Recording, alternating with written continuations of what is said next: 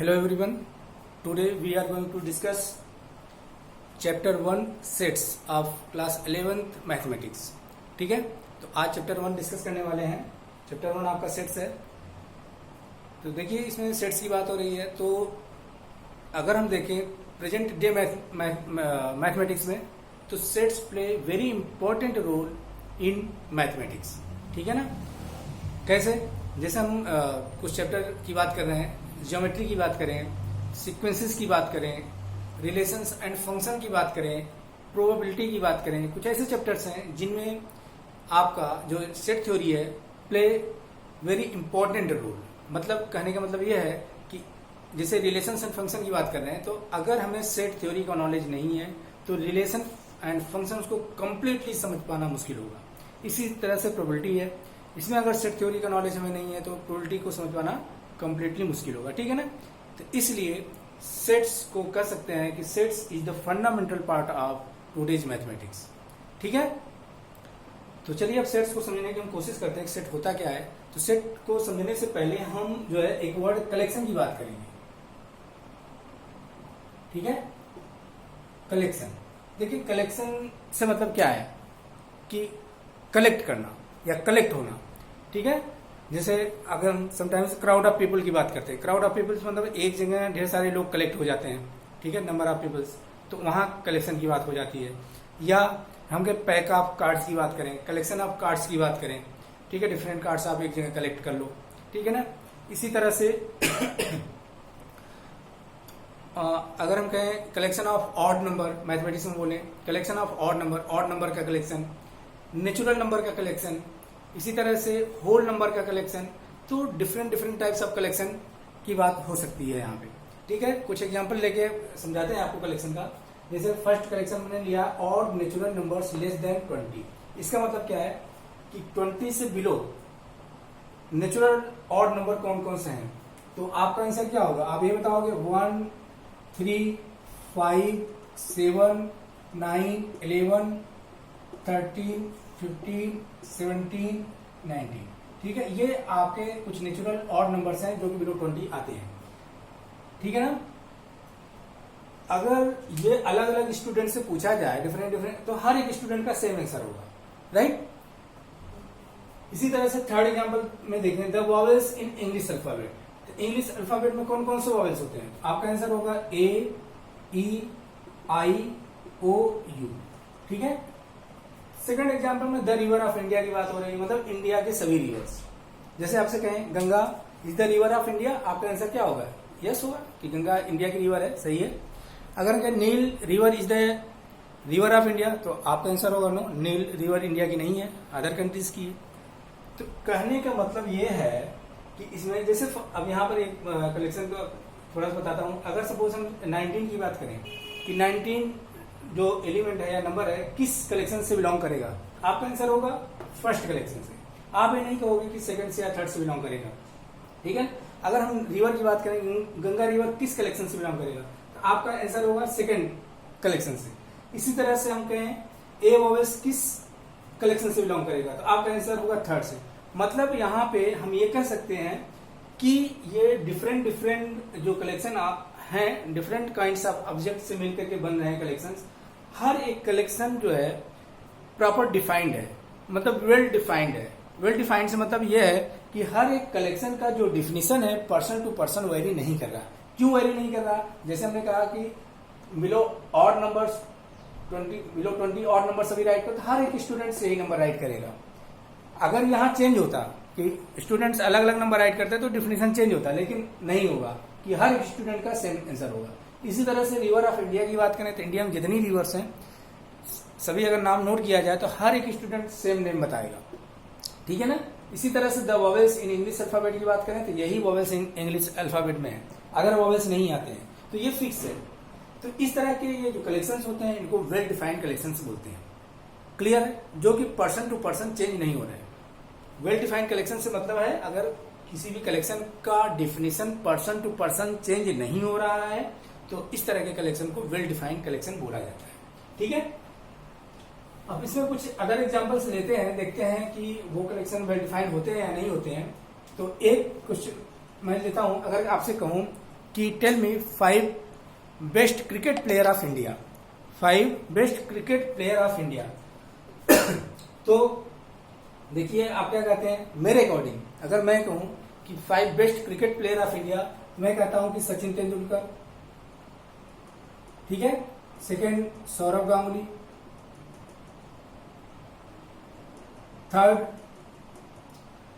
सहवाग को कह देता हूं,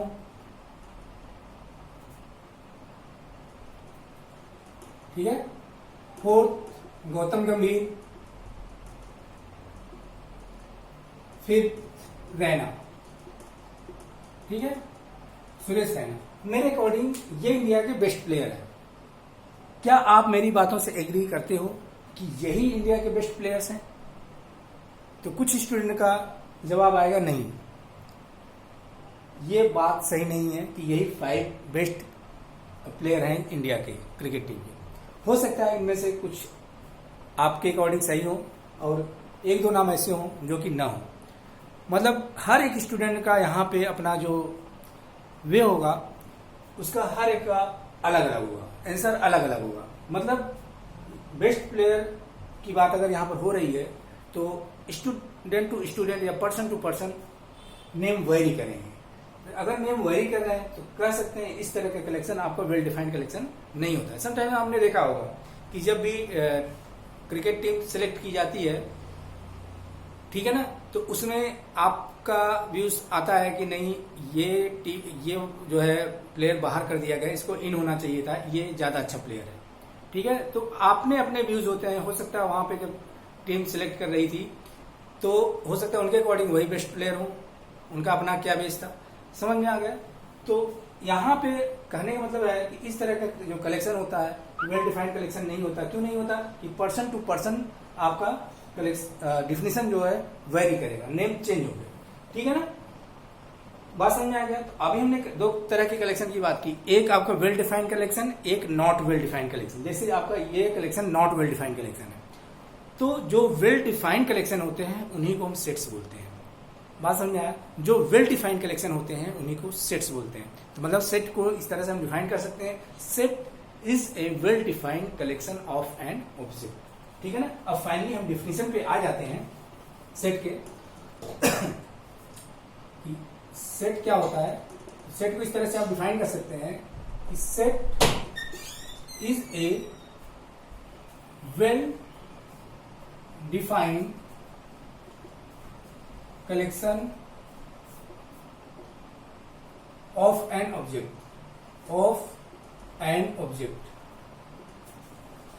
ठीक है, ये डिफिनेशन होता है। अब सेट को कैसे रिप्रेजेंट करते हैं, क्या करते हैं? तो सेट को हम बताएं, सेट को जनरली हम कैपिटल लेटर से रिप्रेजेंट करते हैं, like A, B, C, D, ये कैपिटल लेटर्स यूज करते हैं सेट को रिप्रेजेंट करने के लिए। बैटरी डिस्चार्ज,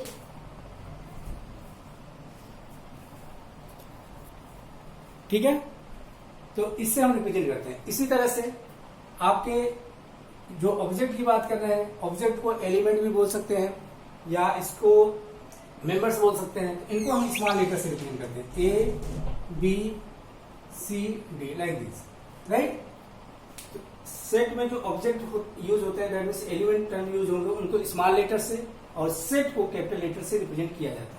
अभी आगे पता चलेगा इस तरह से कैसे रिप्रेजेंट करेंगे। अब बात आती है सेकंड की टाइप्स ऑफ सेट्स की बात करें या रिप्रेजेंटेशन ऑफ सेट्स की बात करें।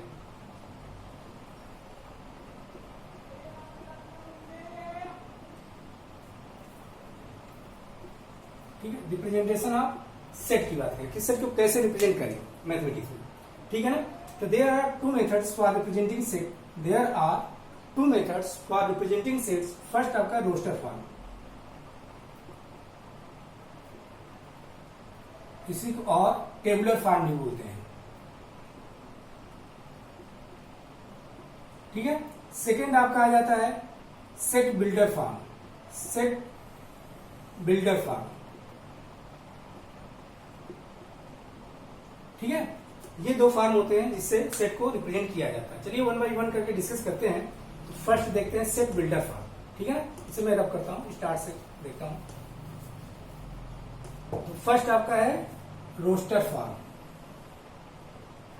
ठीक है, रोस्टर फॉर्म और इसी को बोले टेबुलर फॉर्म। ठीक है, देखिए रोस्टर फॉर्म या टेबुलर फॉर्म क्या होता है, अगर हम इसको डिफाइन करना चाहें तो इस तरह से डिफाइन कर सकते हैं कि in roster form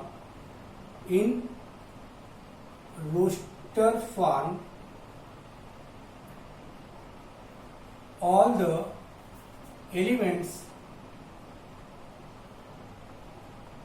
elements of set are listed in a braces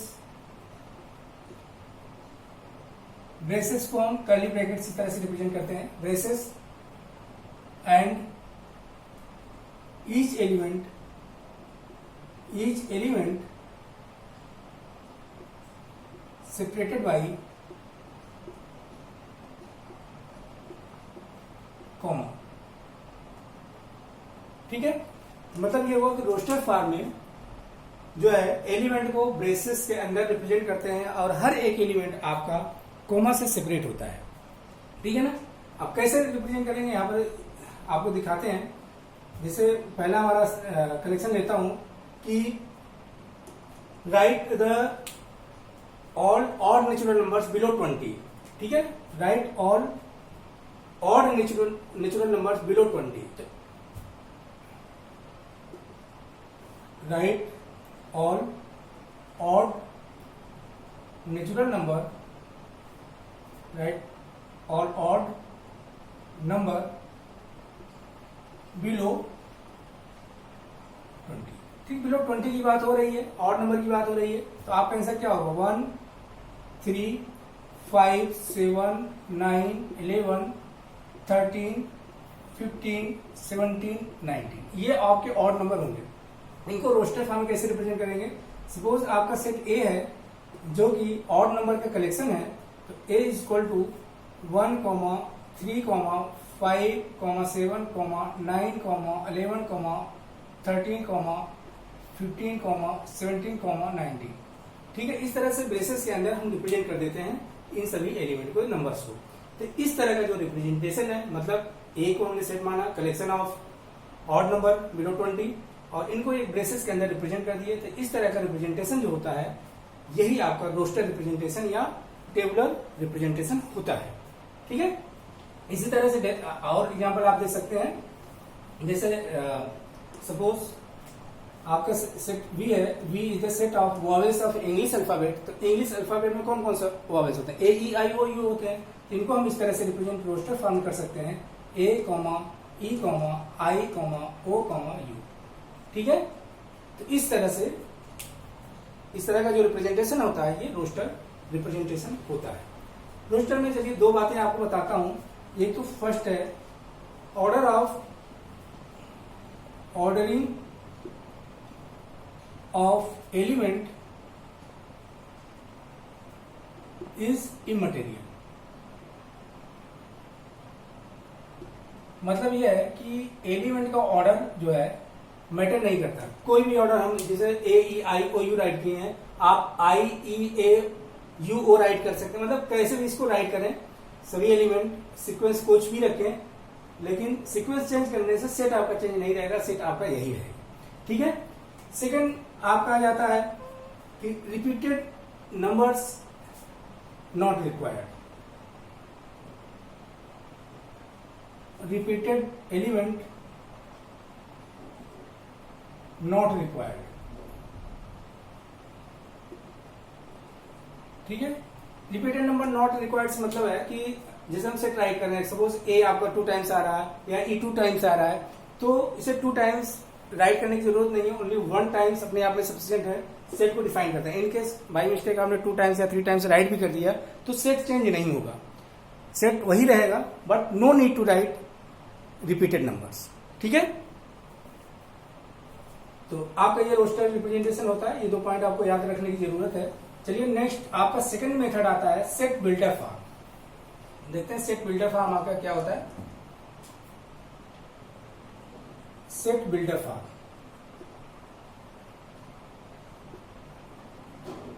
ठीक है, देखिए सेट बिल्डर फॉर्म में मतलब कि इस तरह का है, इस तरह इसमें जो है सेट को हम कैसे रिप्रेजेंट करते हैं। इसमें देखिए हर एक कलेक्शन की जब हम बात करते हैं तो हर एक अलग अलग कलेक्शन एक यूनिक कैरेक्टरिस्टिक्स को लिया हुआ होता है। मतलब हर एक कलेक्शन का अपना एक यूनिक कैरेक्टरिस्टिक्स होता है, या हमें कहें कि हर एक कलेक्शन में हर एक एलिमेंट एक कॉमन कैरेक्टरिस्टिक्स को रिप्रेजेंट करता है, ठीक है ना। तो सेट बिल्डर फॉर्म में हम एलिमेंट को न राइट करके उसकी कॉमन कैरेक्टरिस्टिक्स को राइट करते हैं, ठीक है ना। तो अगर हम इसको डिफाइन करें सेट बिल्डर फॉर्म को, तो इस तरह से डिफाइन कर सकते हैं कि इन set builder form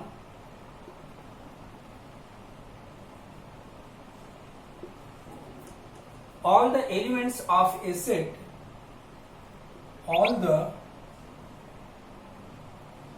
element of a set possess a unique characteristics,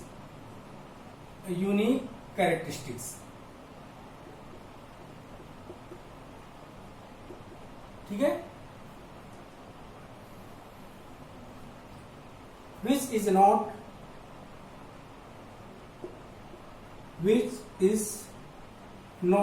possessed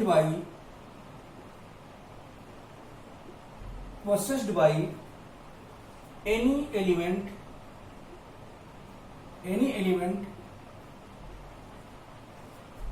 outside the set,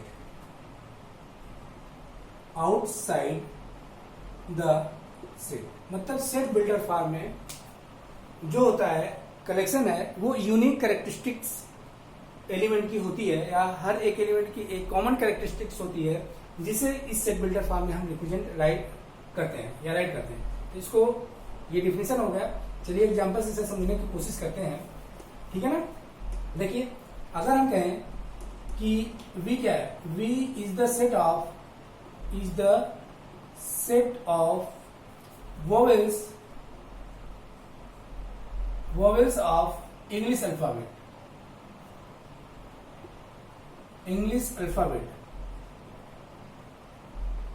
ठीक है। V क्या है, V set of vowels of English alphabet, that means V vowels का कलेक्शन है, ठीक है ना। इस तरह से A E I O U ये आपके vowels होते हैं, ठीक है ना। अगर इसको सेट बिल्डर फॉर्म में रिप्रेजेंट करना हो कैसे राइट करेंगे, इस तरह से राइट करेंगे V equal to X such that X is a vowel of English alphabet,